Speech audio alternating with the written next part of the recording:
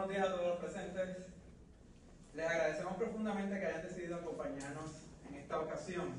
Yo soy el doctor Carlos Javier Cañuelas Pereira, consejero profesional licenciado del Centro Estudiantil de Consejería y Psicología del Decanato de Estudiantes del Recinto de Ciencias Médicas. No han pasado tantos años desde que nuestra isla todavía se considerara propiedad privada a un ser humano por medio de la institución de la esclavitud o por la libreta de jornalero, que algunas personas olvidan esa parte también. Ilegal el voto de las mujeres o siquiera existiera la Ley 54 de violencia doméstica. Las nociones de cómo se definen los roles sociales de género suelen tener muchas consecuencias desconocidas para los ajenos a situaciones específicas. En mi disertación doctoral sobre hombres víctimas de violencia doméstica, esta adjudicación del rol masculino, lejos de ayudarlos, los hizo invisibles. Hoy nos encontramos con la realidad de un mundo cambiante donde se han dado unos cambios, unos procesos sociales que hace poco tiempo muy probablemente eran impensables o por lo menos muchos lo percibían como muy distantes. La sociedad en general, como ente colectivo, ha tenido que trabajar con realidades sin las herramientas adecuadas ni preparadas en muchas ocasiones a nivel individual. Una de estas realidades es que sin importar el rol que nos haya tocado vivir en el mundo, es muy alta la probabilidad de tener en el presente o en el futuro cercano amistades, parientes, pacientes, compañeros y o compañeras de trabajo con una orientación sexual diferente a la nuestra. Todos podemos beneficiarnos de conocer estrategias y desarrollar herramientas para aumentar nuestra capacidad de tratar a todos los seres humanos con la dignidad que se merecen y que nos merecemos. Los profesionales de la salud en su adiestramiento inicial, los llamados estudiantes, los que adiestran, los llamados profesores, y los que ejercen en este momento, indudablemente se beneficiarán de haber escogido estar aquí presentes en este espacio de crecimiento. A veces llaman o consideran que a los estudiantes profesionales en desarrollo, con lo cual estoy totalmente en desacuerdo. Todos estamos en desarrollo permanentemente y tenemos el placer de que este nunca se detiene. Lo que escojamos hacer con eso depende de cada cual. Cuando laboraba en el recinto de Río Piedras en el 2004 y luego ya en el recinto de Ciencias Médicas en el 2007, tuve el placer de coordinar dos paneles llamados Cultura de Paz, Disfrutando la Diversidad, con la presencia de representantes de diferentes religiones. Hoy continuamos con la misma agenda de fomentar esa cultura de paz y respeto mutuo, reconociendo y agradeciendo al universo por la diversidad.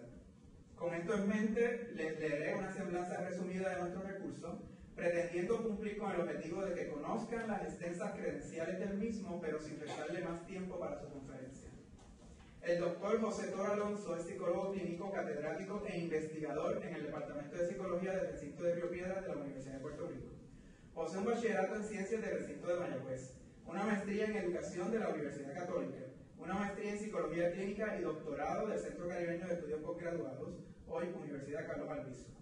Realizó estudios postdoctorales en evaluación de programas de salud en los Centros para el Control y Prevención de Enfermedades, CDC, en Atlanta, y en sexualidad en la Universidad de Nueva York.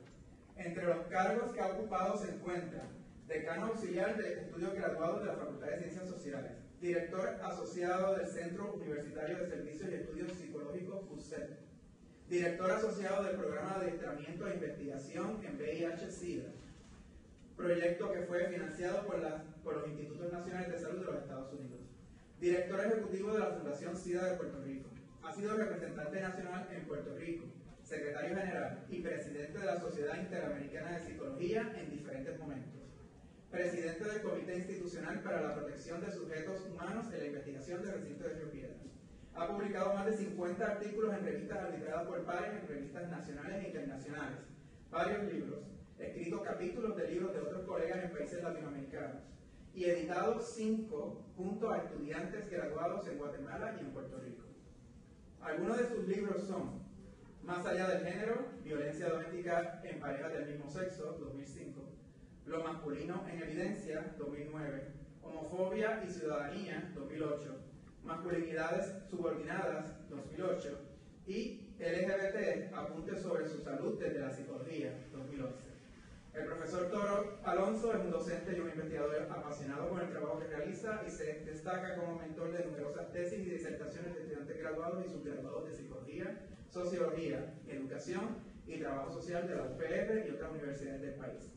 Recientemente completó un proyecto de 2 años sobre mentoría instrumental para fortalecer destreza y apoyo en el desarrollo de tesis y disertaciones para estudiantes graduados del Departamento de Psicología del recinto de Río Piedras. Ofrece adiestramientos para educación continua en conferencias a nivel nacional e internacional, en donde se enfoca su trabajo en temas vinculados a la masculinidad, sexualidad, estigma y la violencia interpersonal y social. El Centro Estudiantil de Consejería de Psicología del Decanato de Estudiantes orgullosamente les deja el foro al doctor José Toro Alonso. Muchas gracias.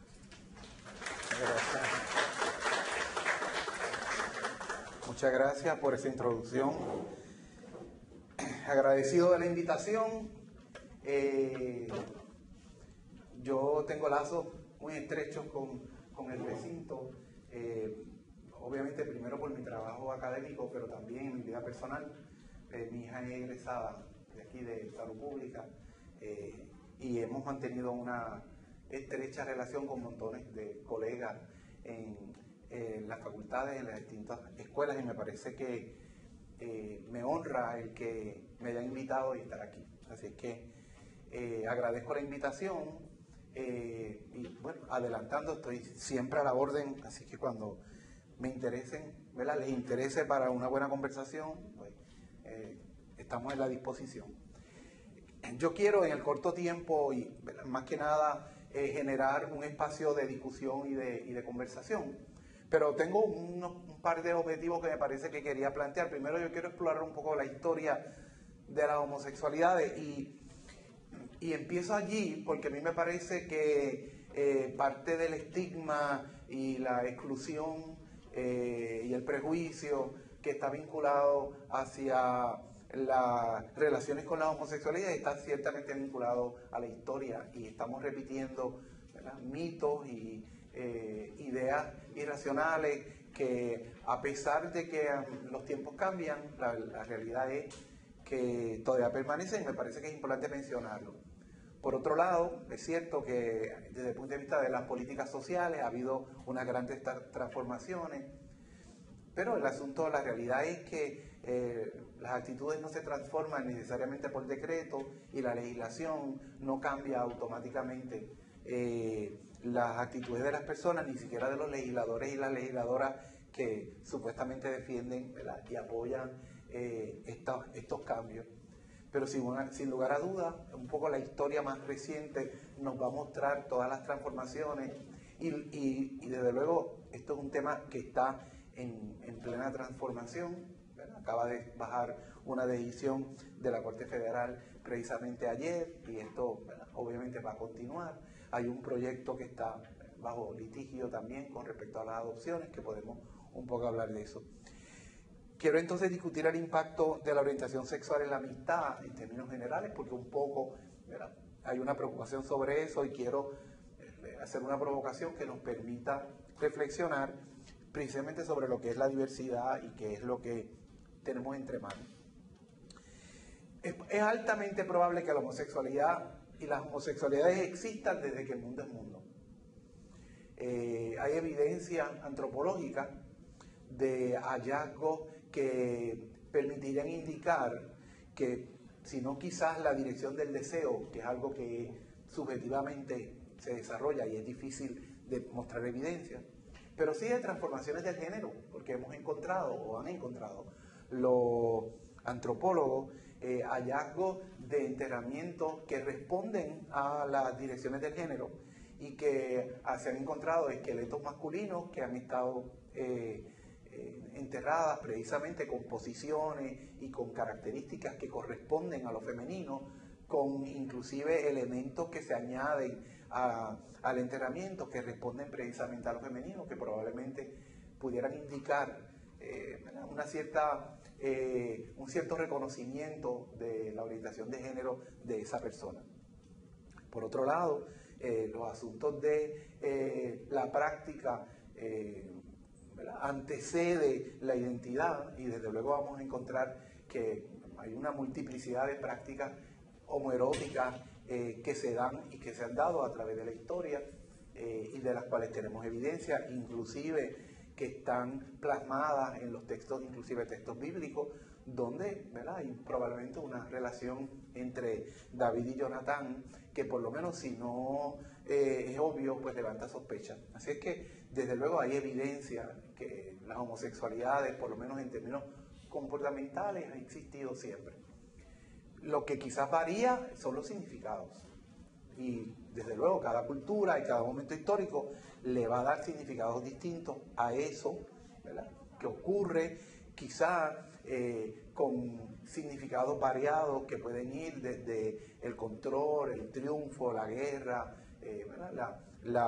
inclusive la utilización de la relación sexual para no solamente demostrar que se venció, sino humillar al vencido. Y hay evidencia de que en el desarrollo histórico había costumbres de que se sostenían relaciones sexuales con los vencidos en una forma de añadir dolor a la ignominia de haber sido, obviamente, vencido.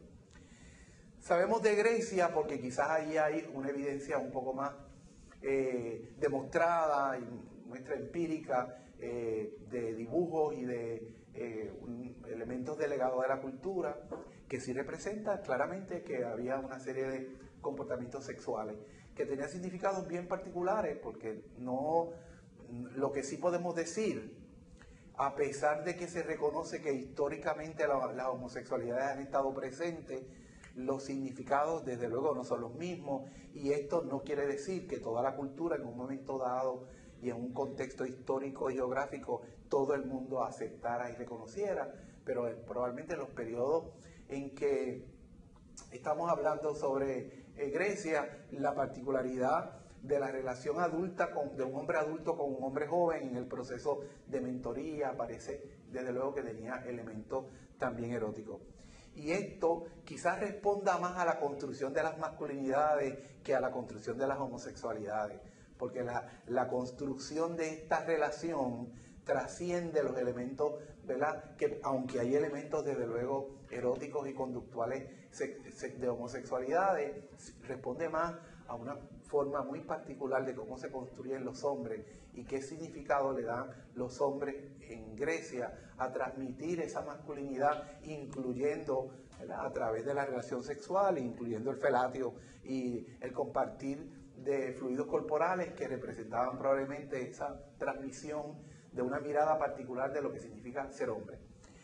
Así es que, obviamente, dentro de eso hay evidencia, ¿verdad?, de la costumbre corriente, quizás no generalizada, pero sí muy presente, aceptada, desde luego en culturas, otra vez, más orientadas hacia lo masculino, donde la masculinidad era privilegiada y subestimada todo lo que estaba vinculado a lo doméstico y a lo femenino. Y eso, a pesar de que estamos hablando de Roma y de Grecia, no está muy lejos de lo que nuestras culturas occidentales todavía sostienen. Así que sabemos que en la antigua Grecia pues era normal, si no normal, corriente, era esperado, la diferencia entre las relaciones sociales entre hombre y mujer establecido porque los hombres se reúnen con los hombres y las mujeres están excluidas, y que desde luego desde la conceptualización de la masculinidad solo otro hombre puede ser un compañero igual a otro hombre. Por lo tanto, en esa mirada de subestimar lo femenino, de reconocer que la mujer no es ciudadana, que la mujer inclusive duda si sobretiene alma, por lo tanto, las relaciones fundamentales son entre hombres, ¿verdad? Y esa relación es no solamente una relación por una sociedad que es profundamente homosocial, porque toda la ciudadanía la comparten los hombres, sino también es una sociedad que es homoerótica, y eso hay montones de hallazgos, ¿verdad?, en términos de la transmisión de la cultura política y de la polis. Julio César, obviamente como un hombre militar, ¿verdad?, y Marco Antonio probablemente tenían obviamente esta experiencia. Otra vez, a pesar de que tiene connotaciones claramente definidas de comportamiento homosexual y homoerótico. Esto lo tenemos siempre que ver dentro del contexto que lo que se privilegia aquí son las relaciones entre los hombres, ¿verdad? Y que esa relación, desde luego, se erotiza, pero es una relación fundamentalmente de la transmisión de la cultura masculina. Así es que en la Edad Media, desde luego allí, la Iglesia empieza a reconocer como un elemento fundamental el ataque al comportamiento no reproductivo. Y esto, desde luego, otra vez dentro del contexto histórico. Imaginémonos en el Éxodo, esto es una cultura que piensa nada más y nada menos que fue escogida por aquel cuyo nombre no se puede mencionar, escogidos por ellos, dirigidos hacia la tierra prometida, en un ambiente totalmente hostil, saliendo, ¿verdad?, claramente de la esclavitud y de toda la opresión, encontrándose en ese caminar a través de ese supuestamente desierto, 40 años o 70 veces 7 o el número que eso representaba, desde luego era de esperar que la mitad de la gente se iba a arrepentir de lo que pasó.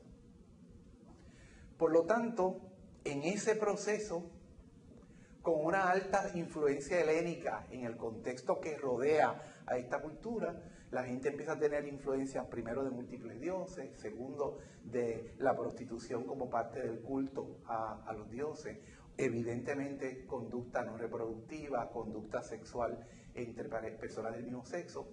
Desde luego esto hace que en algún momento particular este grupo, otra vez este grupo nada más y nada menos que seleccionado y escogidos por aquel cuyo nombre no se puede decir, desde luego comenzó a diezmarse. Así que es altamente probable, la lógica nos diría que estos grandes líderes en algún momento en particular dirían, ¿qué va a pasar si no llegamos? Por lo tanto, esa, que en cierta medida es nuestra base histórica occidental, es la línea judeocristiana que provee esa línea, piensa que la única alternativa de garantizar que esta población pueda sobrevivir es legislar la sexualidad como una forma de mantener la reproducción. No será ni la primera ni la última vez que una sociedad establece controles, ya sea de cuántos hijos y cómo se van a hacer y cómo se van a concebir o cuántos se van a criar y eso lo hemos visto en culturas tan actuales como, ¿verdad?, en Oriente actualmente, en China. Así que se legisla para plantear que todo tipo de actividad que no sea reproductiva es sancionada. Y ahí vamos a tener toda esta historia que llega hasta nuestro mundo actual, a través obviamente del higienismo, lo higiénico y la ciencia de la medicina, todo el asunto del culto en contra de la masturbación como una actividad que no es reproductiva y desde luego todo tipo de relación que no pueda producirse. Esto ha sido claro que pasa de este grupo que legisla para, bueno, un grupo que probablemente nunca llegó y que inclusive si lo miramos quizás llegó en el 48 a la tierra prometida cuando se establece la tierra de Israel desde el momento que salen del Éxodo. Así que piensen el tiempo que esto toma y desde luego cómo ideológicamente se va transmitiendo esa cultura de que la sexualidad tiene que ser un elemento de control social. Desde luego, la sexualidad de los hombres, porque recuerden que las mujeres, como son de segunda categoría, no requieren control, son los hombres. Por lo tanto, los hombres hay que marcarlos para separarlos del resto de los hombres. Por lo tanto, el grupo de los judíos se va a marcar y va a marcarse para que quede claro en cualquier momento que pertenece a ese grupo seleccionado. ¿Y cómo se marcan? ¿Con qué? Con la circuncisión, obviamente se marcan los hombres. Así es que ese elemento nos remite a esa historia de ese grupo que decide, que desde luego tiene un compromiso político, un compromiso económico de llegar a convertirse en pueblo tal y como fue prometido a través de la historia. Así que la sexualidad se convierte en el elemento de mayor control que se instituye en la Edad Media cuando la Iglesia romana se sienta a la derecha del poder e institucionaliza el modelo judío-cristiano como el elemento fundamental que el Estado va a asumir, ¿verdad? Y obviamente en la medida de que este hombre, el rey, tuvo una visión de que lo salvan los ángeles, instituye e impone la religión romana como la religión fundamental en el Estado y por allí, obviamente, todo el discurso del control de la sexualidad. Tanto así que la Iglesia romana instituye mecanismos para imponer ese modelo de forma tal que establece, ¿verdad?, la Santísima Inquisición como el mecanismo que va a tratar de defender y mantener que el valor de la transmisión ideológica de los valores fundamentales y dogmáticos de la religión romana van a permanecer. Y es interesante porque la investigación en la revisión de estos eventos nos plantean, como pasa hoy en día, que a pesar de que están hablando de todo lo que es dogma en términos generales, pareciera que los dogmas que más llaman la atención son los dogmas que están relacionados fundamentalmente a la sexualidad. Y que nunca podríamos decir que si esta cantidad de mujeres que fueron quemadas como brujas, en realidad estaban quemando lesbianas, ¿verdad? Mujeres independientes, mujeres que no responden única y exclusivamente a las demandas de los hombres, mujeres que son mujeres asertivas, que conocen y dominan la atención y el cuidado de los otros, que conocen las hierbas, que conocen medicamentos naturales y que desde luego se empiezan a convertir en una amenaza a toda esta, ¿verdad?, gran institución que hoy en día reconocemos como la Iglesia Católica Romana. Así es que desde luego se convierte en toda la lista de pecados. Usted puede mirar los datos en el Deuteronomio, por ejemplo, y encontrar que esos libros son fundamentalmente una lista de un catálogo, ¿verdad?, de prohibiciones, la mayoría de las cuales están vinculadas a la sexualidad. Así es que desde luego el cristianismo se convierte en ese elemento de control. Es la Iglesia Católica Romana la que lo instaura, pero el protestantismo también lo asume en alguna medida. Lo mantenemos hoy en día con algunas miradas en términos de el énfasis. Hay algunas con miradas más fundamentalistas y otras iglesias protestantes con menos preocupación, pero un poco, a excepción probablemente del Papa romano actual, que es interesantemente latinoamericano, bueno, que ha reconocido que pareciera que hay una obsesión por este tema. Porque cuando usted examina la repetición de los textos de estos grandes autores y pensadores papas en los últimos 30 años, desde Pablo VI y la Segunda Guerra Mundial, a pesar de que los judíos los están matando indiscriminadamente, pues su preocupación es humana y vida. Y su preocupación es, obviamente, la reproducción, el control de la natalidad, las posturas anti las pastillas anticonceptivas y anti la actividad sexual no procreativa. Así es que pareciera que este hombre, Francisco, por primera vez está apalabrando un hecho que ha sido obvio, que durante los últimos 30 años y además toda la historia previa desde la Inquisición, la obsesión ha sido principalmente sobre la sexualidad y dentro de la sexualidad sobre las homosexualidades, porque en cada esquina que se para, pues obviamente la prensa le va a preguntar qué piensa de los, ¿verdad?, de los homosexuales y que esto, ¿verdad? Así es que eso, y que no sabemos, no que yo piense que Francisco, ¿verdad?, va a ser el que va a transformar en la Iglesia Católica Romana, pero pareciera que el hombre tiene una posición un poco más con los pies puestos en el piso, y sin embargo le han dado de bruces, porque el sínodo reciente precisamente le ha dicho, usted no va para ningún lado, ¿verdad? Así es que obviamente el sínodo acaba de diluir aquello que se ha discutido durante el sínodo de la familia en las últimas 2 semanas, y estamos casi al mismo tiempo que se llama Francisco, se puede llamar Lutero, se puede llamar Urbano I o se puede llamar Carlomagno, y son exactamente el mismo discurso con una pinturita por encima, ¿verdad?, en términos de los cambios. Pero un poco esa Santa Inquisición está allí. La Santa Inquisición, desde luego, es tan eficiente que se transforma de pecado a enfermedad y de enfermedad a ilegalidad. Por lo tanto, pasa bajo el discurso, ¿verdad?, de lo higiénico, del discurso de la medicina y de la psiquiatría, para convertirse en un trastorno. Bueno, pasamos el siglo XIX, siglo XX, y tenemos montones de investigaciones que demuestran que no existen diferencias ninguna entre la salud mental de personas homosexuales o mujeres lesbianas con personas heterosexuales, que deben haber tantos locos heterosexuales como locos gays debe haber, y que no hay diferencia.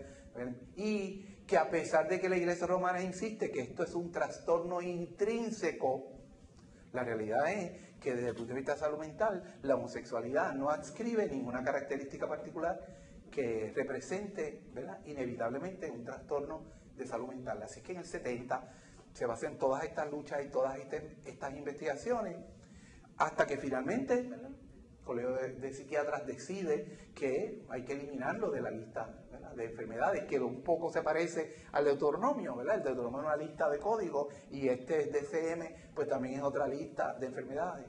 Finalmente lo eliminan y lo sacan. Un poco dejan allí la homosexualidad egodistónica, permanece por varios años como un intento de mantener de que hay gente gay que no quiere ser gay, y eso debe ser un loco.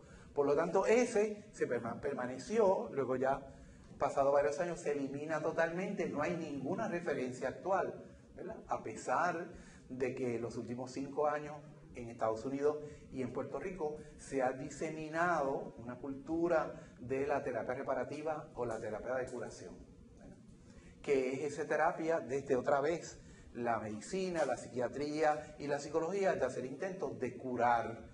A pesar de que no es una enfermedad, hay un planeamiento de curarlo, ¿verdad? A pesar de que la Asociación Americana de Psicólogos y la Asociación Americana de Psiquiatría ha planteado claramente que es inapropiado, que es antiético, que no es recomendable, que tiene efectos detrimentales, pasar a través del proceso de intentar cambiar la orientación sexual, cuyo objetivo no es posible. Hay sectores, obviamente, financiados, ¿verdad?, por la Iglesia Católica Romana principalmente, para mantener estos espacios de curación de la homosexualidad. Así es que, obviamente, cuando empezamos por primera vez ya, finales del siglo XIX, principios del siglo XX, empezamos a mirar los estudios empíricos sobre la sexualidad y empezamos a ver que no hay grandes diferencias, ¿verdad? Los estudios de Master y Johnson demuestran que desde el punto de vista fisiológico y desde el punto de vista psicológico, la reacción de las fases de la sexualidad, si no son similares, son iguales, y que no hay grandes diferencias. Y que, por otro lado, que la gente aprende por deseabilidad social a hacer cosas y no decirlas. Y que hay un gran sector de la población que sostiene históricamente, ¿verdad?, desde el 50 los estudios de Kinsey, que hay una actividad sexual homoerótica mucho más grande de la que queremos aceptar y de la que socialmente se reconoce. Y esos estudios se han repetido, Lizárraga en México, en Puerto Rico se han hecho algunos intentos de comportamiento general, inclusive los estudios en principios de la epidemia del VIH de la doctora Enrique Cunningham, que planteó la gran cantidad de actividad anal en mujeres adolescentes, mujeres jóvenes, como una forma de evitar los hijos y mantener la virginidad. Y pues, quizás anecdóticamente, pues mi abuelita me decía que la forma de tirar los hijos y de espaciarlos era tener relaciones anales entre cada uno. Así es que hay un elemento cultural que lo reconoce, pero de lo cual no se habla, ¿verdad? Porque otra vez permanece el imaginario de que toda actividad no reproductiva es pecaminosa.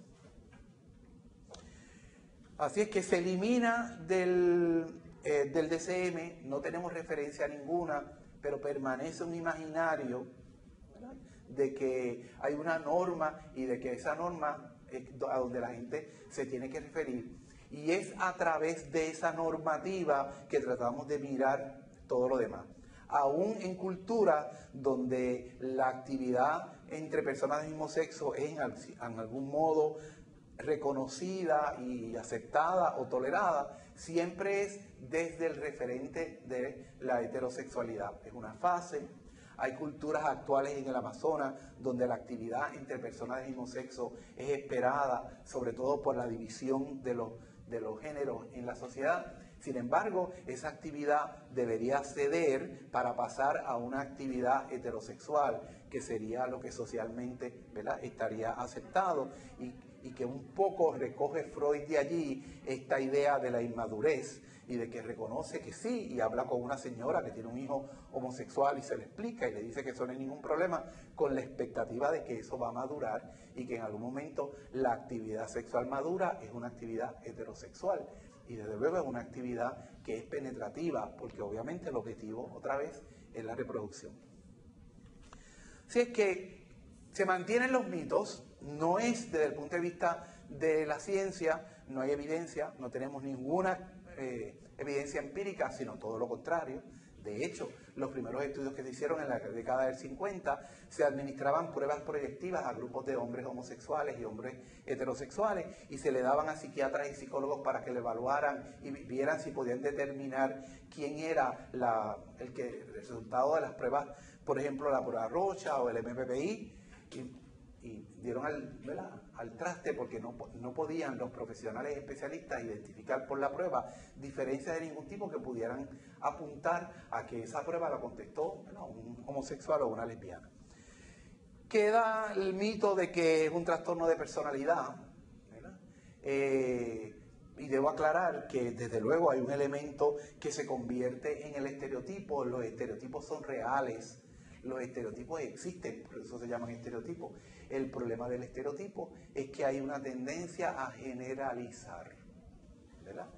Desde luego que hay montones de personas heterosexuales que están totalmente desajustados o desajustadas. No debería yo pensar que es un problema de su heterosexualidad, ¿verdad? Así es que el problema del estereotipo es pensar que todas las personas que van a ser homosexuales van a ser, ¿verdad?, de la misma forma, el mismo estilo, e inclusive se conocen, porque hay gente que le pregunta, ¿tú conoces a fulano?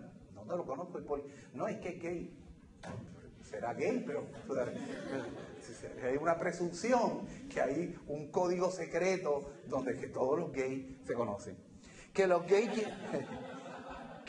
quieren ser mujeres y que las lesbianas quieren ser hombres, y eso desde luego, ¿verdad?, es un elemento común y se muestra de múltiples formas. Oye, yo no tengo problemas con los gays y las lesbianas, pero en esa pareja, ¿quién será el hombre? O sea, obviamente allí hay otra vez el referente de que tiene que haber algo que se parezca a la heterosexualidad. O la pregunta, pero ¿y dos lesbianas qué hacen? ¿Verdad?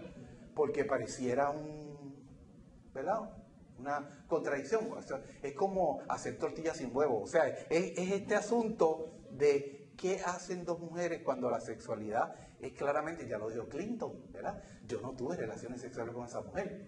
Estaba diciendo la verdad. Desde su mirada, ¿verdad?, lo que hizo fue jugar con un tabaco, ¿verdad? Así es que la relación oral no es considerada sexualidad, porque realmente la sexualidad es penetración. Por lo tanto, habría una expectativa de pensar que en ausencia de pene no hay sexo. O, desde luego, van a recurrir a todo este imaginario de penes plásticos y de un montón, ¿verdad?, de posiciones gimnásticas para poder tener una relación natural. Que todos son abusadores de menores, ¿verdad? Lo que, a pesar de toda la evidencia empírica, ese es el mito más absurdo que tiene nuestra sociedad. Toda la evidencia empírica demuestra que el 99.5% de los abusadores son hombres heterosexuales. No hablemos de los pastores, estoy hablando de los hombres en general. Sin embargo, nadie lo piensa en términos generales de que todos los hombres son abusadores, porque es obvio que no lo son. Sin embargo, el discurso, ¿verdad?, del abuso está amarrado a colocar bajo sospecha los maestros que quieran trabajar en escuela preescolar o en escuelas elementales.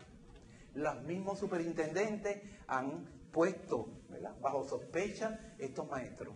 Y hay un estudio que plantea que piensa dos veces.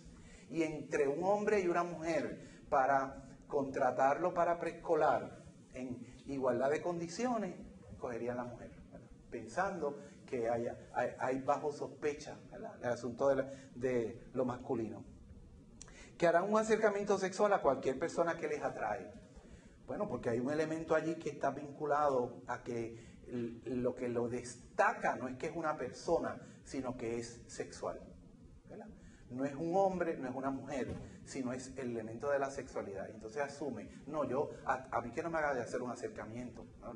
Yo hice un estudio con los estudiantes de la escuela de atletismo. Bueno, pues, ¿verdad?, la juventud hoy en día, no, yo no tengo ningún problema, que no vaya a hacer un acercamiento. ¿Y tú te crees que eres un bombón, un billete de 100 pesos, que todo el mundo va a tener que hacerte un acercamiento? Hay una presunción, desde luego que no hay control, una presunción que la persona está dominada por la lujuria. Hay una presunción que lo que está buscando, ¿verdad?, en última instancia es actividad sexual.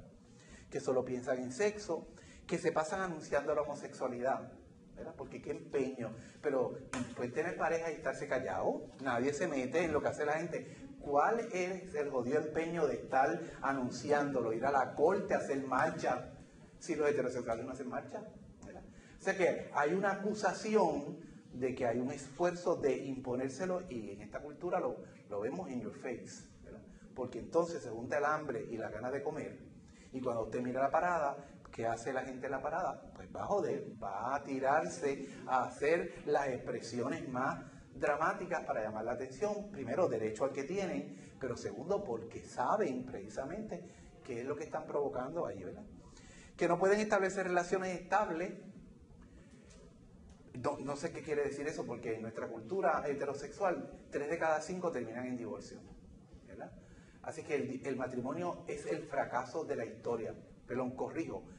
Pareciera que algunos matrimonios, porque a pesar de que 3 de cada 5 se divorcian, 4 se vuelven a casar, porque la gente no aprende, ¿verdad? 4 se vuelven o sea que no, parece que no es el matrimonio, pero en segunda anuncia estamos viendo eso. Desde luego va a haber un montón de personas homosexuales y lesbianas que pues, tienen una pareja y rey muerto, rey puesto, porque no hay, desde luego, ninguna sanción social para el cual les incite a mantenerse en una relación. De hecho, hay estudios que plantean que cerca de una tercera parte de los heterosexuales no se divorcian por el costo del divorcio, ¿verdad? Así es que no es que haya, ¿verdad? Así es que si la gente quisiera que los gays y las lesbianas fueran más estables, pues les deberían permitir que se casen para que sepan lo que es. Que los gays tienen buen gusto, porque entonces no todo es tan malo, ¿verdad? Hay mitos que son aparentemente positivos. Tienen un gusto, ¿verdad? No sé cuáles, porque los que yo he conocido tienen el gusto, ¿verdad? O sea, no todos los gays son diseñadores. No tienen gusto ninguno, la mayoría. Debe haber 2 o 3, como debe haber 2 o 3 heterosexuales que tienen buen gusto a seleccionar su ropa, ¿verdad? Pero hay esta idea, ¿verdad?, de que porque muchos de los estereotipos de los diseñadores son gay y tienen buen gusto y ¿verdad?, se mueren dentro de un honor, ¿verdad?, de que le hicieron la ropa a las mujeres más destacadas del mundo. Pues la realidad es que no todos los hombres gays tienen buen gusto. Saben escuchar y son buenos amigos. Y ese otro mito que también refleja parte del prejuicio sobre el asunto del género, porque son another one of the girls, y eso no es cierto. Los gays no son simpáticos todos, hay algunos, y algunos saben escuchar, algunos te acompañan a Plaza de las Américas y no se aburren, es verdad. Yo tengo un amigo que va a Plaza y le encanta, bueno, es tu amigo, ¿verdad? No quiere decir que a todos los gays les encanta ir a mirar jopa a Plaza. El asunto de generalizar, obviamente, es lo que, ¿verdad?, que por otro lado responde a la construcción otra vez del género, porque a la lesbiana no le gusta ir de compras, porque la lesbiana viste malísimo, tú no la has visto, parece un saco de papa. O sea, el asunto de cómo comparan eso que pareciera masculino de la mujer lesbiana con respecto a lo que le adscriben de femenino, que son todas estas características que remiten a que es dulce, que es tierno, que llora, no le da vergüenza llorar, que le gusta la ropa, que viste bien, que le gustan los niños, que quiere ser enfermero o quiere ser maestro de kindergarten. Mira, la realidad es que eso hay 2 o 3, que usted los conoce porque se les nota, pero la mayoría de los gays y la mayoría de las lesbianas no responden, ¿verdad?, a ese estereotipo. ¿Qué son los mejores amigos? Bueno, no sé, pregúntele desde la historia, ¿verdad? Desde Octavio eres tú, que le dio una puñalada, más todo lo que ocurre históricamente, no son necesariamente los mejores amigos. Habrá algunos, como hay heterosexuales que son muy buenos amigos, y hay mujeres heterosexuales que son muy buenas amigas, y mujeres heterosexuales que son un desastre, ¿verdad? Que las lesbianas son fuertes y peligrosas. Y otra vez, ese es uno de los estereotipos más marcados. Yo creo que hay montones de mujeres fuertes y peligrosas, ¿verdad? Independientemente de su orientación sexual. Y qué bueno que las hay. Pero asumir que porque es media machúa, la realidad es que ni todas las mujeres lesbianas son machúas, ni todas las mujeres machúas son lesbianas. Ahí nos podemos equivocar, como no todos los hombres amanerados son gays, ni todos los hombres gays son amanerados. Pero como la mirada es desde el género, son las características que más se notan, y desde luego, como el estereotipo lo cumple, porque siempre verá a alguien que levante la mano y diga, doctor, es que yo tengo dos vecinos, y uno es una nena y el otro es un machafán. Pues es su vecino. Pero usted no puede pensar que todas las relaciones de los hombres son así, ni todas las relaciones de las mujeres, ¿verdad? Aunque el estereotipo exista, aunque desde luego no hay otra forma de hacer pareja que la forma como los heterosexuales han institucionalizado la pareja. Porque también le vamos a pedir a los gays y a las lesbianas que sean creadores de nuevas formas de relación. No, la gente repite el modelo que aprendió, el modelo social. Y el modelo social es precisamente el modelo que es heterosexista. Y que no deben tener hijos porque los abusarían sexualmente, o porque los hijos se avergonzarían de ellos o de ellas, o porque no tienen interés. Y ahí tenemos un estudio de aquí, de la Escuela de Salud Pública, de una encuesta entre hombres gays, unos 350 hombres que establecieron claramente su interés en las paternidades, ¿verdad? Que ahora suena y se oye, y reconocemos que, ¿verdad?, no solamente Ricky Martin quiere tener hijos, montones de otros hombres gays y de otras mujeres lesbianas han tenido hijos durante toda la historia, ¿verdad? Y no nos hemos dado cuenta de eso. Estos mitos y montones de otros más se sostienen, ¿verdad? Y este mito está precisamente en el momento en que yo estoy allí sospechando que mi amigo me quiere decir algo y que yo quisiera que me lo dijera para no bregar con eso, ¿verdad? Porque esto se convierte en el elefante blanco que está en el medio, se convierte en el secreto a voces, que la gente sabe, si no lo sabe lo sospechan, y si no lo sospechan se lo imaginan. Y obviamente es un tema del cual no se habla, porque nadie llega, ¿verdad?, por allí hablando claramente de su sexualidad. Y yo quiero allí hacer un pequeño ejercicio, me están grabando, pero para...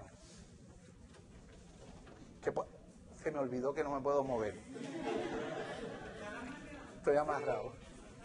Y él me dijo, recuérdese.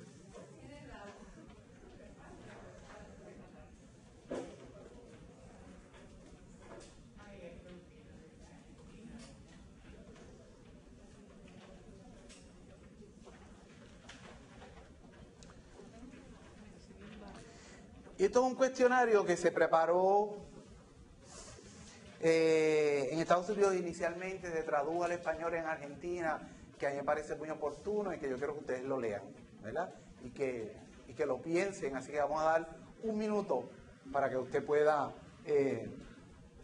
leerlo.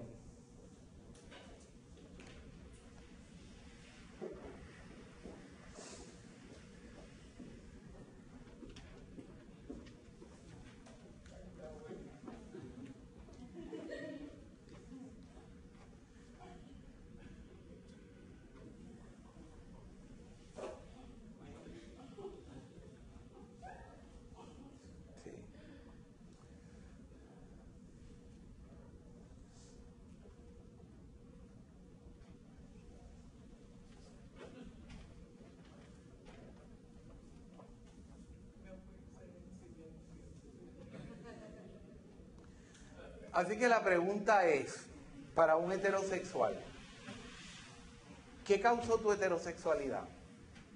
Subrayo causó. ¿Cuándo y cómo decidiste por primera vez que eras heterosexual? ¿Será posible que tu heterosexualidad sea solamente una fase y que va a pasar en algún momento? ¿Será que tu heterosexualidad surge de un miedo neurótico a las personas del propio sexo? Si nunca te has acostado con una persona de tu mismo sexo, ¿cómo puedes tener seguridad de que no te va a gustar? ¿A quién le has revelado las tendencias heterosexuales? Subrayo tendencia. ¿Cómo reaccionaron? ¿Por qué los heterosexuales se sienten obligados a seducir a otras personas para su estilo de vida? ¿Por qué insisten los heterosexuales en exhibir su heterosexualidad? No pueden ser solo eso, en silencio, sin tener que anunciarlo. ¿Te gustaría que tus hijos fueran heterosexuales sabiendo todos los problemas que tienen que enfrentar? Un número desproporcionado de abusadores de menores son hombres heterosexuales.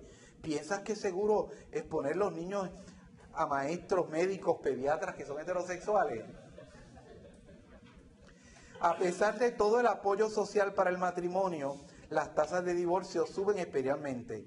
¿Por qué los heterosexuales tienen relaciones tan inestables? ¿Por qué los heterosexuales ponen tanto énfasis en el sexo? ¿Por qué son tan promiscuos los heterosexuales?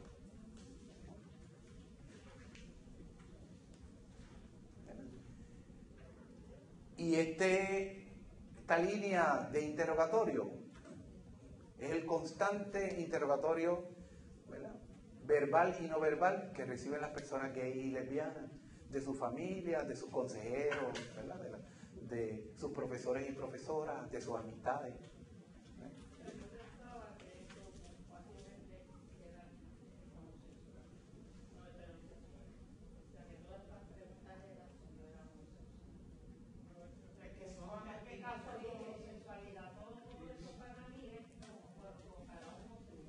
Sí, y para un heterosexual no. No toda, ¿verdad? Sin embargo, sería bueno saber qué fue lo que causó su heterosexualidad, ¿verdad? O sea, ¿qué hace? Pero la realidad es que es una pregunta que la sociedad considera innecesaria, ¿verdad? Lo asume, estas preguntas se hacen para los homosexuales. Usted tiene toda la razón con esa percepción. La pregunta es, ¿por qué no se hacen para los heterosexuales? Porque la gente parte de la premisa que la norma es la heterosexualidad y que lo otro hay que preguntarlo, ¿qué te pasó a ti? ¿Verdad? Cuando la realidad es que no sabemos por qué la gente es homosexual, porque tampoco sabemos por qué la gente son heterosexuales. Es que no sabemos. Dígame.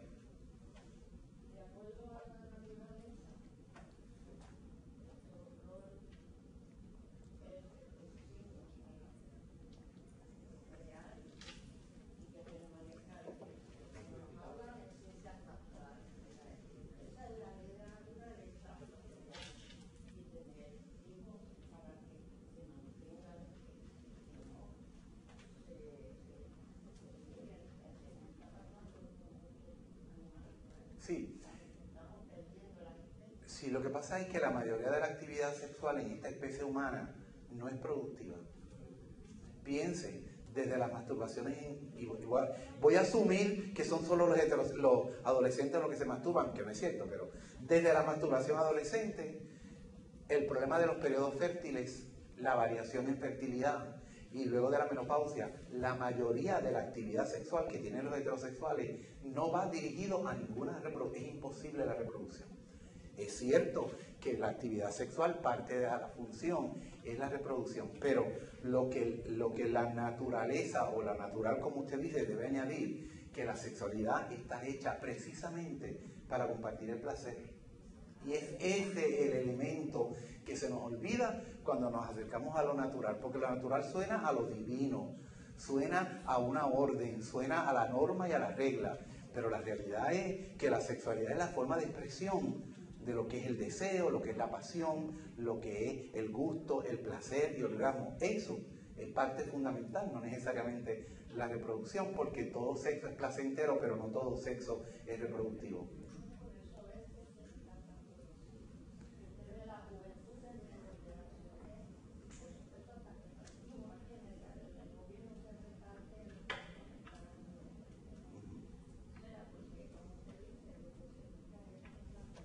Por eso lo que se busca, que bueno, ¿verdad? Porque para eso es.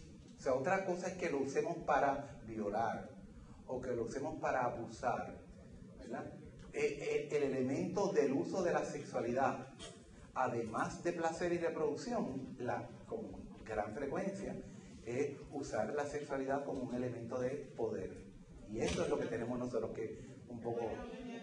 Sí.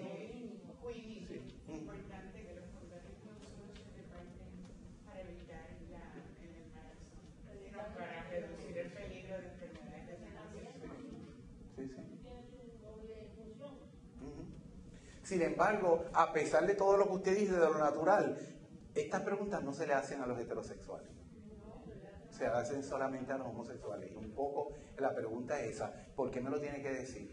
Desde que me invitaron yo pensé, ¿debo decir que sí o debo decir que no? Porque ¿qué voy yo a hablar de que mi amigo es gay? O sea, que no sea precisamente la necesidad que sentimos que me lo tiene que explicar, pero cuando alguien llegó y dijo, mira Joe, perdóname, yo te tengo que explicar, chico, coño, yo no sé cómo decirte, pero yo soy heterosexual.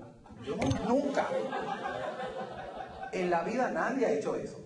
¿Por qué la gente tiene que esperar y asumir que en esa misma postura casi de confesión, porque la gente usa la palabra, ¿verdad? Confesó que era gay o que era lesbiana, y se confiesan en los pecados? Así que hay un elemento allí de cuál es la necesidad que tiene la gente de saber exactamente, ¿verdad?, cuál es la sexualidad de una persona, aunque sea tu amigo. O sea, hay cosas que uno, ¿verdad?, pero hay una expectativa. ¿Por qué me lo tiene que decir? Porque yo pienso que me debe de advertir si tiene un trastorno. Si es mi amigo, me tiene que advertir que tiene un trastorno. Y dentro de esa línea, viéndolo desde luego como trastorno, hay una expectativa que me lo va a decir. Dígame.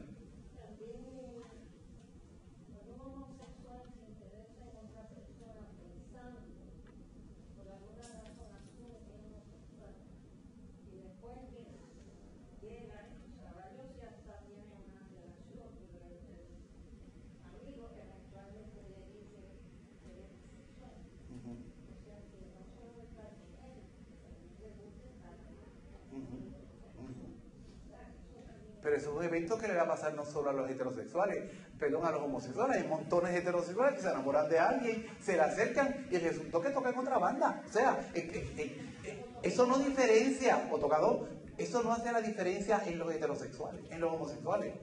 Montones de heterosexuales pueden hacer un acercamiento, por ejemplo, a una mujer, y la mujer o decirle no, o aclararle, yo soy lesbiana. O sea, pero no hay una expectativa de que la gente tiene que tener un set de tarjetitas en el bolsillo de su profesión. Yo soy psicólogo clínico, esta es mi tarjetita. O tengo que darle esta otra, yo soy gay también. O sea, porque hay que hacer una tarjeta de presentación. Hay una expectativa, y viene todo el discurso, ¿verdad? Ahí está todo el discurso de la desconfianza, de la deshonestidad, del engaño. Pero es tan poderoso que me imagino que todo el mundo recordará que hace, yo creo, más o menos 3 años, que una legisladora del PNP de nombre Albrita Rivera amenazó usó ella la frase, sacar del closet a los legisladores homosexuales y lesbianas, porque no recuerdo cuál era el issue, no recuerdo si era lo del matrimonio o qué, pero solamente con la amenaza sacaron a Arango de la legislatura. Sí. O sea, ocurrieron 1000 cosas. Bueno, lo de Arango no fue una amenaza, ¿sabes? Fue con todo lujo de detalle. Pero, por ejemplo...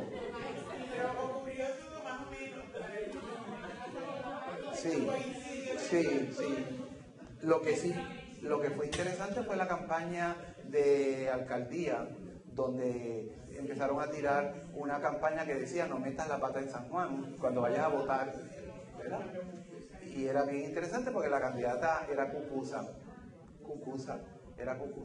Y bueno, pues claro, es que es un juego de palabras, ¿verdad? Bien interesante ahí de no meter la pata en San Juan, que puede ser, no te equivoques, como puede ser, no metas a la lesbiana de alcaldesa.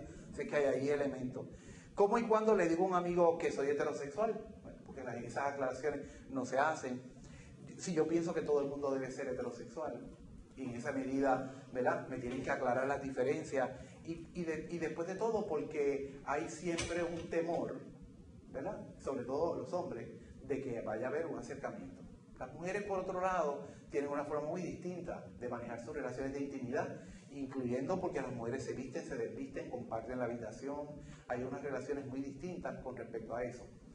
Sin embargo, yo siempre pienso, y no he encontrado la respuesta, algún investigador puede hacer eso, pero yo quiero hacer una investigación profunda, porque las mujeres van de 2 en 2 al baño. ¿Por qué las mujeres van de 2 en 2 al baño? Que no sea porque piensan que se van a encontrar una lesbiana. ¿Verdad? Si no, claro,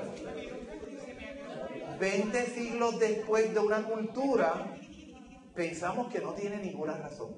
Pero yo a mis estudiantes de primer año le pregunto, ¿qué advertencias le hicieron sus mamás y sus abuelas con respecto a la universidad? Y bueno, vienen todas las advertencias, pero siempre sale la advertencia, cuidado con los baños. ¿Por qué? Bueno, porque me dijo mi abuela que en una ocasión, cuando ella era estudiante universitaria, una mujer en el baño le metieron una botella, a otra le metieron un palo de escoba. Yo he hecho una revisión en toda la historia del recinto de Río Piedras. Nunca ha habido un evento de eso, pero yo llevo 18 años en la universidad haciendo la pregunta y el mito del baño siempre sale. Pero la realidad es que ocurre que esto aquí mismo yo le puedo decir que nosotros estuvimos atendiendo una de caballeros que se metían en los baños de la cama. O sea, que Pero era heterosexual. era así, pero era Un limón. exacto. Sí, sí. Pero lo que estoy diciendo es que la realidad es que muchas veces, porque desde chiquito no le dicen no vaya solo, es como que el cuco está allá. Sí. Pero el cuco sin sexo, ni género, ni nada, ni religión, ni nada. O sea, que Recuerda que el cuco tiene muchas significaciones, igual que el logo de la caperucita roja. O sea, a uno le enseñan que es el cuco, ¿verdad? Pero hay un imaginario, ¿verdad?, mítico de qué representa eso.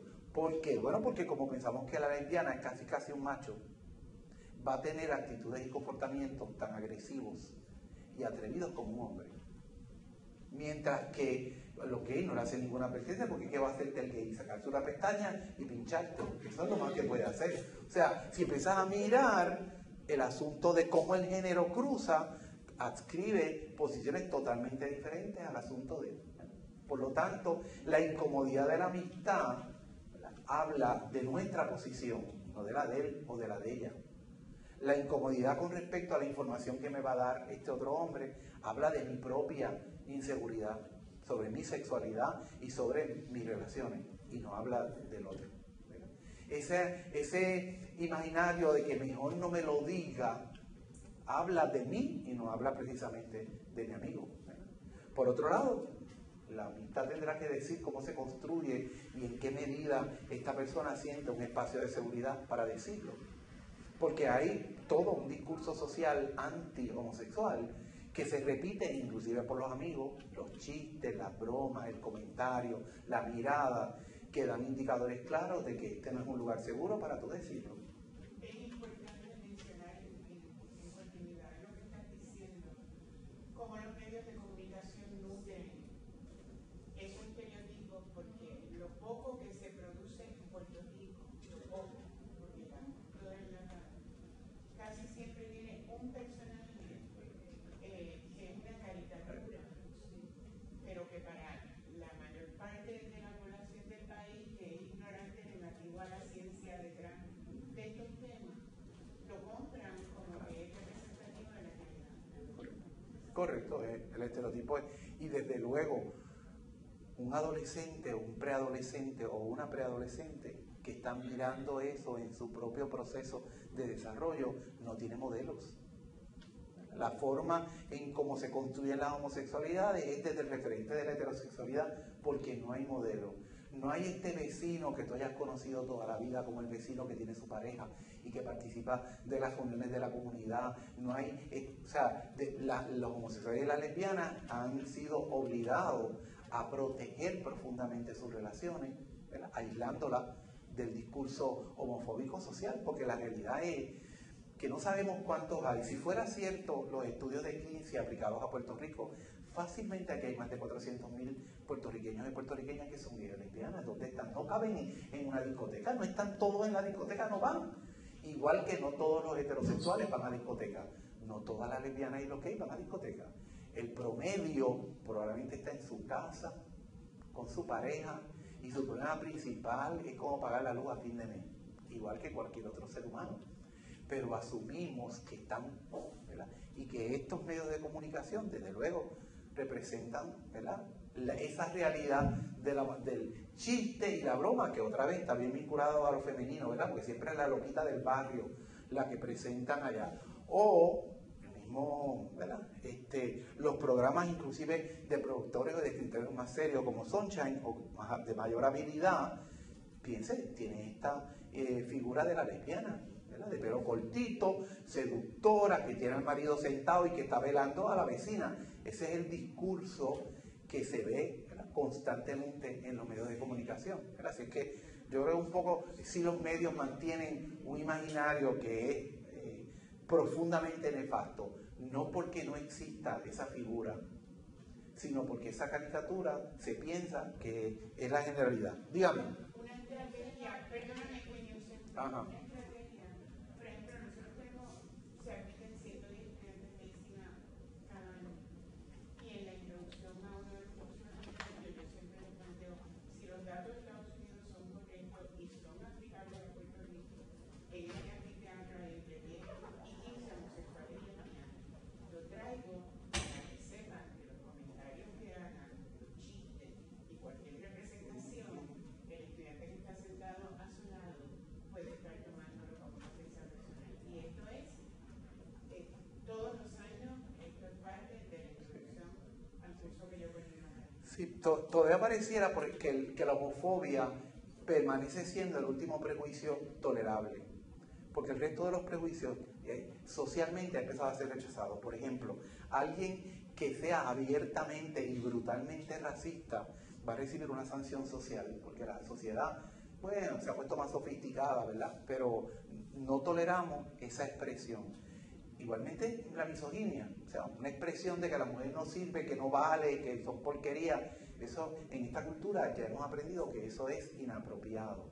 Sin embargo, los chistes, las risitas, ¿verdad?, todavía son aceptados y la gente se ríe. Y yo tengo querellas de estudiantes universitarios que su profesor es el primero que hace chistes, el primero que se mofa desde el podio. Así que obviamente allí hay elementos de jóvenes universitarios que tienen que caminar grandes espacios a través de pasillos para no pasar por el corillo, porque cuando pasan por el corillo se ríen, le pitan, ¿verdad?, mofa. Y desde luego estamos hablando en el siglo XXI en el recinto de Río Piedra. O sea, cuando tú ves que hay algunos estudiantes que se sienten amenazados o amenazadas, estás hablando todavía de que hay un trabajo fuerte por hacer. Dígame.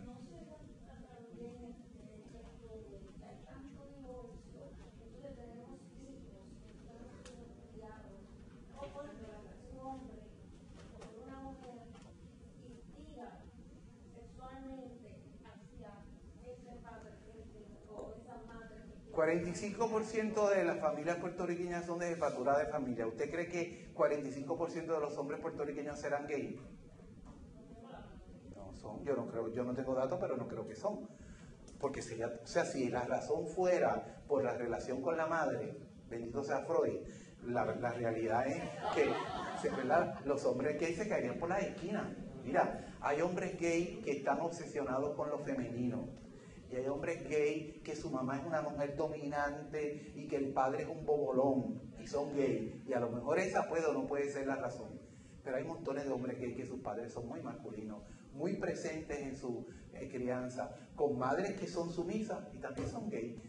La realidad es que no hay forma a la fecha empíricamente de poder identificar qué hace que una persona tenga la dirección del deseo en la forma en que lo tiene, porque es altamente probable que haya tantas formas de desear como seres humanos hay en el mundo, si ustedes supieran, que nos creemos que el vecino que dice que es heterosexual debe ser igual a mí. La gente tiene zonas erógenas diversas, formas diversas de expresar su sexualidad, cosas que le erotizan y que le llaman la atención, que no son necesariamente homogéneas. Y no podemos asumir que todos los heterosexuales gustan de la misma forma su objeto de deseo, como que todas las homosexuales o las lesbianas van a hacer eso. Para terminar, porque yo sé que nos tenemos que ir, el trabajo de Kinsey trató de pensar, ¿verdad?, si pusiéramos a todos los seres humanos en una línea imaginaria del 0 al 6, pusiéramos todos los seres humanos, por lo menos los estadounidenses, que es la muestra con la que él trabajó, y pusiéramos en el 0 todas aquellas personas que toda su conducta sexual, toda su capacidad de deseo y capacidad erótica es con personas del sexo opuesto. esa gente estarían en un 0 y son supuestamente heterosexuales exclusivos. Todas aquellas personas que toda su conducta sexual, toda su capacidad erótica y su capacidad de deseo es hacia personas del mismo sexo, esa gente lo pondríamos en un 6 y serían homosexuales exclusivos. Pero si ese 0, que toda su conducta sexual ha sido con personas del sexo opuesto, toda su capacidad de deseo y capacidad erótica, un día dice, ¿cómo será eso? Esa gente es un 1. Y si de toda esa gente que es un 6, que toda su conducta sexual ha sido con personas del mismo sexo, toda su capacidad erótica y de deseo es a personas del mismo sexo, y un día pensaron, pues, todo el mundo parece que es heterosexual, ¿cómo será eso? Esa gente es un 5. Y si de todos esos 0, que toda su conducta es con personas del mismo sexo, toda su capacidad erótica, un día pensaron cómo será, y por lo menos una vez en la vida tienen una actividad sexual con una persona del mismo sexo, esa gente es un 2. Y en todos esos 6 que un día se lo preguntaron y tienen por lo menos una actividad con una persona del sexo opuesto, esa gente es un 4. Y toda aquella gente que tiene capacidad de erotizar, desear y capacidad de tener relaciones sexuales con personas de ambos sexos es un 3. ¿Qué concluye Kinsey? Que los polos están vacíos y que la población completa estadounidense por lo menos estaría desde el punto 5 hasta el 5.5 y que los polos estarían vacíos y que esto es una posición dinámica. La gente puede ser un 0 en San Juan y un 6 en Miami. Puede ser un 0 hoy y ir cambiando lentamente a un 1, un 2, quedarse y recrearse en un 3, pasar a un 4 y saltar al 6. O dar un salto del 0 al 6 y que se pierda lo demás. Así que la realidad es que el mito de que la sexualidad es única, que es incambiable, que es fija y permanente, es un mito. La forma de la sexualidad puede tener tantas formas y responde al contexto histórico, al contexto geográfico, a la clase social, al nivel educativo y al género. Lo que sí es cierto es que todos los seres humanos tienen la capacidad de disfrutar la sexualidad y que es la cultura la que establece los patrones, que es la cultura la que te pone bajo sospecha a tu amigo y que desde luego, si empezáramos a mirar, esto tiene sobre este sector que es una minoría, tiene un efecto, porque la presión y el estrés que provoca el sentirse observado o observada tiene un costo y tiene un costo emocional. Así es cierto que vamos a tener indicadores de ansiedad, sí es cierto que va a haber niveles distintos de estados de ánimo como depresión, sí es cierto que tenemos una sobrerepresentación de ideación y de intentos suicidas en comparación de los adolescentes gay con los heterosexuales. Pero esto no responde solamente hacia la orientación sexual, responde precisamente al estrés que provoca vivir en una cultura y en una sociedad que desde mamá y papá y en la escuela y en la iglesia y en el Estado hay un constante bombardeo para desde luego subestimar y minimizar. Cuando a un niño negro en preescolar le dicen negro bembón, corre a su casa llorando, herido profundamente, que agarra a los papás a los pies de la mamá y cuando mira para arriba ve esos dos enormes rotos de las narices de la mamá y dice, esto no debe ser tan malo si la persona que yo más adoro es tan fea, negra y prieta como yo. Pero un adolescente o un niño gay le dicen patito en el kinder, va a su casa y el papá le da una pela para que se deje de mariconería. Así es que evidentemente hay, ¿verdad?, todavía un problema cultural que hay que manejar y que dentro de ese contexto, ¿verdad?, mi amigo me pone a mí como persona y como sociedad bajo sospecha y eso realmente es lo que me provoca mucha incomodidad. Muchas gracias. ¿Comentarios? Sí. El sábado pasado hubo en Plaza de América una manifestación a favor de la adopción por parejas homoparentales y la llevaron a cabo con coches de bebé dando vueltas en torno al atrio. Y yo siempre aprovecho estas oportunidades para recordarle a nuestros compañeros universitarios que ambas madres de esa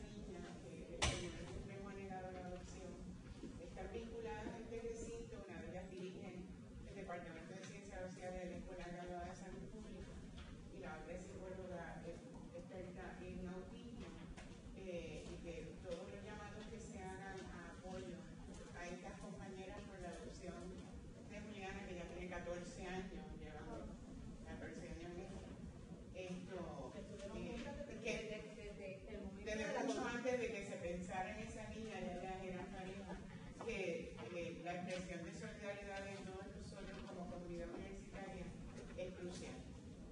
Muy bien.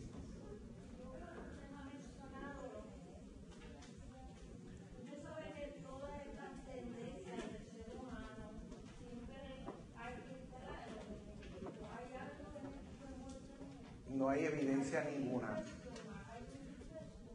Bueno, desde luego que la sexualidad debe tener un vínculo genético, sin lugar a dudas. Toda sexualidad debe tener un vínculo genético.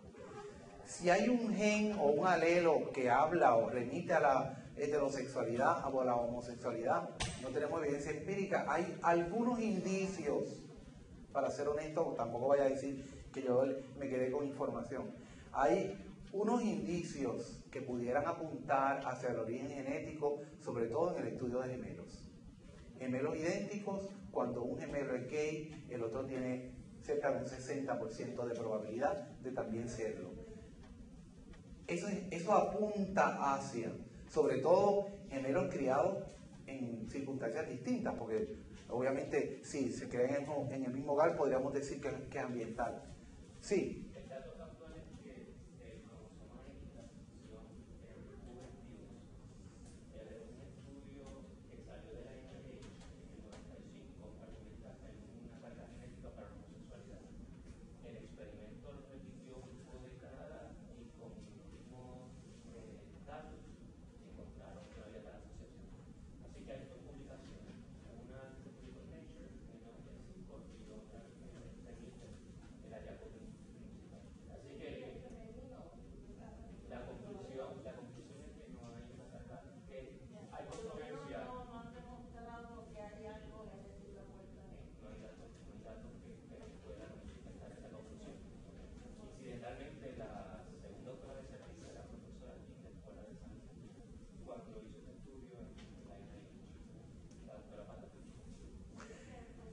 Claro, por otro lado, la pregunta siempre está, ¿para qué quisiéramos saber dónde está?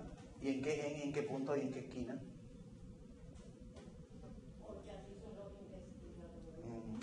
Claro. Porque lo que huele es que sabiendo el origen podríamos cambiarlo. Claro, es probable. ¿Algún otro comentario? ¿Duda, pregunta? Sé que no nos queda tiempo.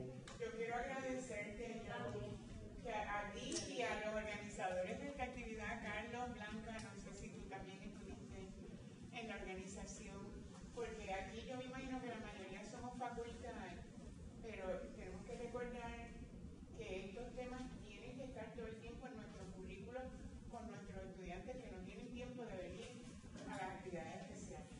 Y nosotros nos aseguramos de eso, invitamos al resto de la facultad a que esté todo el tiempo en nuestro currículo, que cada vez sea una sociedad de mayor equidad y mayor justicia. Es la facultad que tiene que invitar a los estudiantes porque se hace en horario universal precisamente para tratar de impactar a los estudiantes. Así que necesitamos la ayuda de todos y todas las facultades para que los estudiantes lleguen.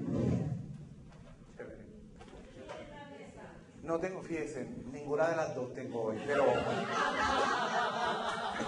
muchas gracias por su atención.